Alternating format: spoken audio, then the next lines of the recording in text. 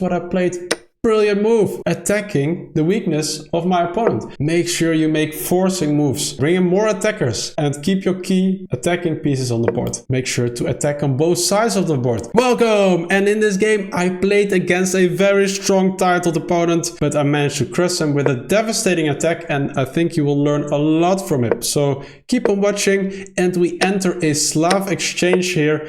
This is played many times in this position, and here often a6 is theory to get a hold on the knight going here, and then bishop here will be a good move, and the bishop develops and the game goes on with a very symmetrical position, and white always has a small advantage because of being a tempo up. Instead, my opponent went for the move g6, making room for the bishop to develop. Not very common in this kind of setup, but it's possible to play, and I play my bishop here. Sometimes you see a move like this, and if I were ever to trade, then the knight has a strong hold on this square, but maybe I would go f3 at some point to prevent the knight from going here after all. Instead, my opponent plays bishop to g7, and here I make room for the bishop. Why? Because this is also the best move. Because, for example, if I would have gone here, then this would have been a good move to attack the bishop and trade the black squared bishop, because then this bishop will be even stronger. And I don't want to allow that, because I want to keep my bishops. A middle game principle, keep your bishop pair. So I play the move h3, making room for the bishop to drop back and stay on this beautiful diagonal. Here my opponent castles, and I bring in the knight. Another advantage of h3 is that bishop to g4 is not an option now, because this would have been a bit of a nasty pin if my queen ever goes to c2. It might be interesting to take and ruin my pawn structure, and my king is not too safe in the center here. My opponent goes a6, a very common move in these lines. There are ideas for me to go here to c5, maybe a rook here, so that's also what I play in a few moves. First, castle, get your king to safety, and then connect the rooks. And my opponent goes for a counterattack with the move b5.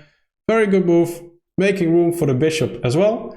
And I go rook to c1, setting up a x-ray attack. So taking here would be an option if my opponent doesn't do anything about it, but of course he does, and he protects the knight while also developing the bishop. A very good move. And now I put my knight in the center of the board, so I really start centralizing my pieces, which is a middle game principle. Make sure that your pieces are centralized and do as much as possible for you. So that's what I'm doing here. And rook to c8, setting up the rook on the file that might open at some point. So this is a very strong move from a very strong opponent. Here, queen to b3 would be a good idea, because my opponent was basically planning on going knight to e4, maybe trading off some stuff here. But now I attack this pawn, and it might be a bit difficult to actually go here. So maybe the move e6 is an option.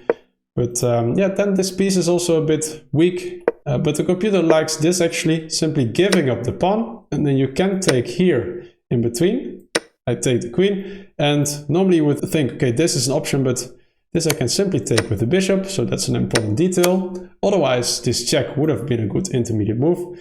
Instead, you can simply take, and here I need to be very precise, because if I take back, then you can simply take this knight. And that doesn't really work for me, as here you simply trade off the rooks, and in the end the bishop hangs. So that's an important detail. Therefore, I need to take the knight first, and then it actually works, because now, you know, there's nothing to take here, and I don't have to take back, and the bishop is defended, and my rook is not under attack anymore as well. But that's not what I did. I played my bishop back. Why? Well, in these kind of positions, it might be interesting to go f3 and put the bishop on f2, and then at some point go for e4. That's a pawn break I'm aware of, and that's what I wanted to play. But my opponent played the knight back. And now I didn't know really what to do, because I thought, well, if you go f3 now, then there will be a bunch of trades and I will lose a pawn basically. So I could either drop back or I take one of these knights, but I thought, let's try something else. And it's kind of a stonewall principle. Go f4, get this knight here, and if takes, then I get a nice semi-open file here. My bishop looks good, and maybe I can reinforce this f file at some point. Thought this looked good for me. But my opponent played the move f6, attacking the knight, but also creating a bunch of weaknesses on the light squares. The light square of black is on this side of the board, and mine is already aiming here. The queen is aiming here. This pawn might be strong. And therefore I thought, okay, can I go for a nice sacrifice to get a hold on the light squares? And that's what I played. Brilliant move, taking the pawn. And when you take back, the bishop comes in. And look at this. Look at these white squares. They're so vulnerable for my opponent. The best move for my opponent would have been to go f5. And here bishop to h4 would have been interesting.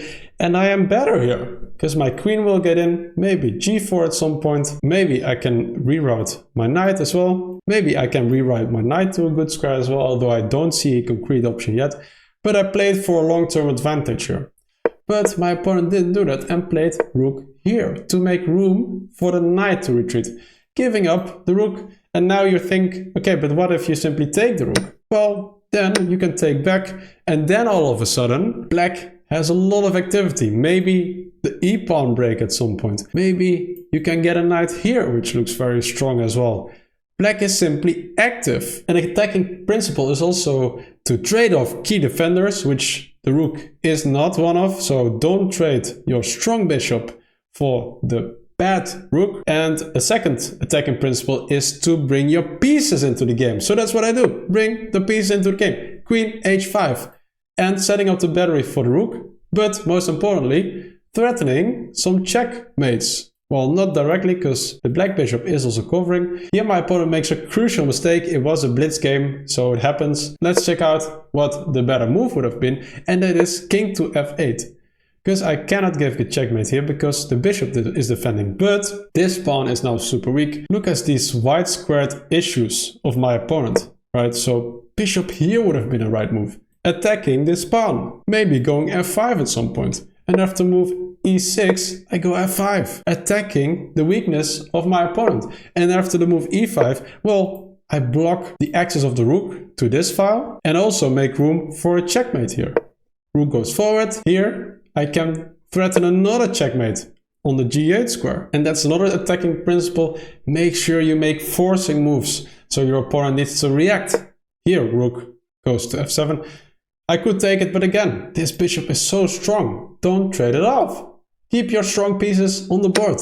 Just simply take the pawn and bring in more attackers. Another attacking principle. Bring in more attackers. And keep your key attacking pieces on the board. Queen goes here. And then, yeah, you simply bring in the rooks. You go for some trades. And another attacking principles. Make sure to attack on both sides of the board. The queen is attacking here. These rooks are attacking on this side. Right, make it difficult for the king to escape here. So, and after a move like this, the bishop goes here. Keep on attacking the weaknesses. And this is simply collapsing for my opponent. But he moved the rook here to make room for the knight. And that's what he played. But this is a checkmate in one. Do you see it? Of course you do. Bishop here is a checkmate. Guys, keep these attacking principles in mind. Try to use them in your own games. And don't forget to like, subscribe. And see you soon. Bye bye.